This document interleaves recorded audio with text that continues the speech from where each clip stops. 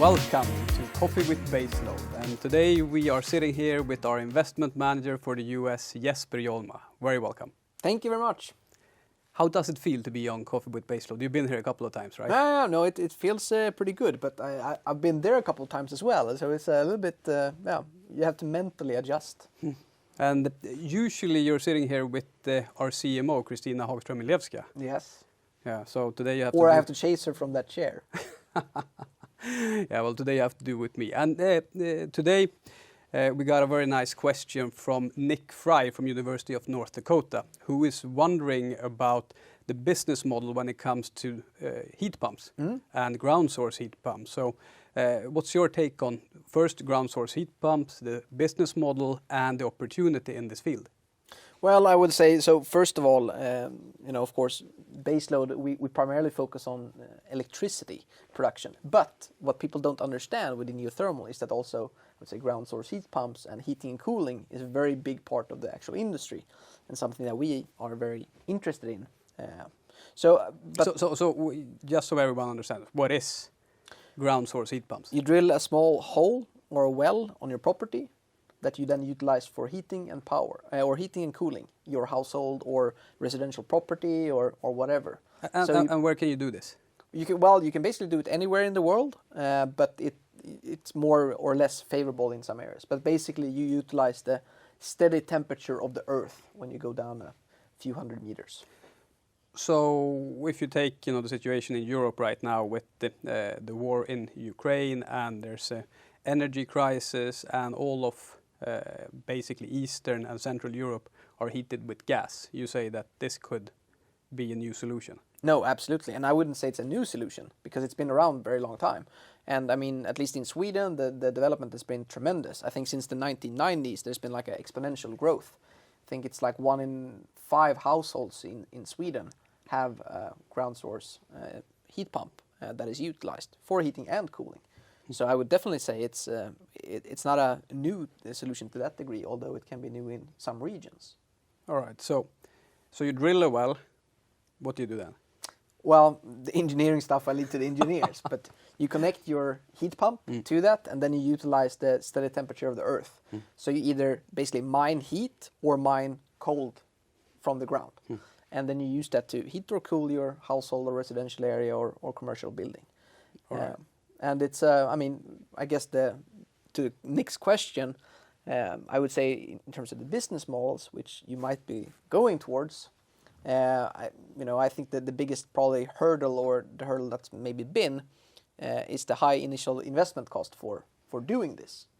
But I think also what are we talking? What's a high investment cost? Well, I think if you look at like households, high. At this time, it's been seen as high when you have say, $20,000, $30,000, $40,000 for an installation. Whereas, of course, it's been a significant decrease. So I'm sure it's high to some households and some people. But if you do the calculation and do the math, it actually adds up very well as a very good investment and good opportunity for basically everywhere. Yeah, my sister just installed one in her house, and she paid approximately $15,000. They came with the drill.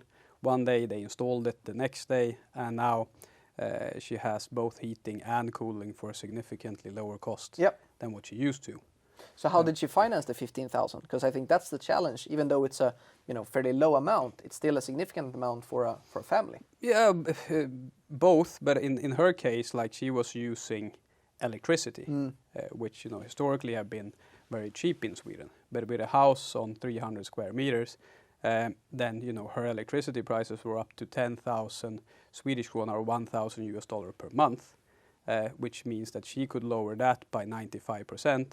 So that basically what she would pay only for the electricity for a little bit more than a year, fully financed both the drilling and the installation of the heat pump. So in her case, they paid for it up front.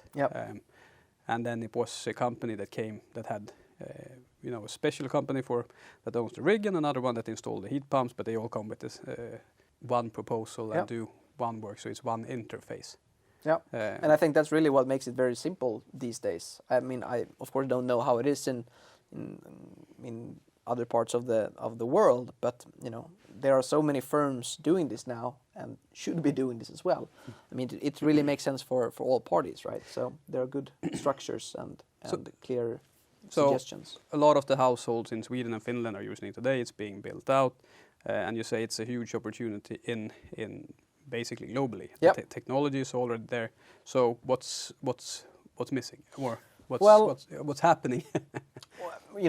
And quite frankly, I think it's probably more of a regional questions. I'm sure there are probably some specific regions with specific issues, but overall, I would probably think also it's a lack of knowledge and awareness. People don't know about this technology and really how well developed and reliable it is. But then also, I think it's also taken time for the industry to develop and to spread. So it's probably a combination of things. But I think you can also now see, like for example, I work a lot in the US, and you see a lot of incentives there for geothermal overall, including the ground source heat pumps, where you have very strong incentives, and you see a lot of companies now also offering financing and complete packaging.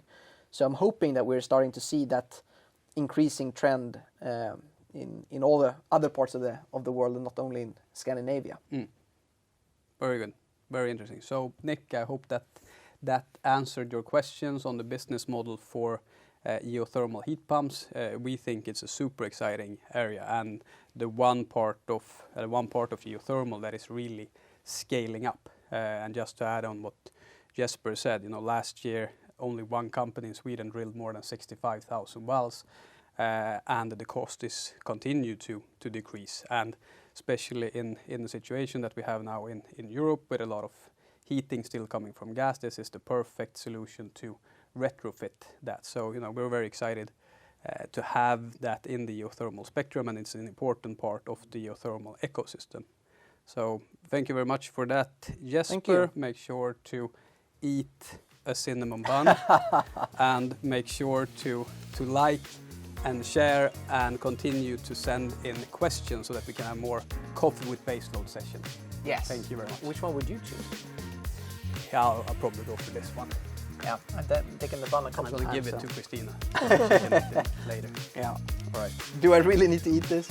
Yeah, I'm not going to eat it. The Christine is always forcing me to eat this. Can barely fit into my West SS. Yeah, no. I'll just put it right nicely here. We'll give it to Christina. Yeah. Oh no. Oh no, you are busted. Are you gonna force us to eat it? Yes. No, you can't do that. Feed it.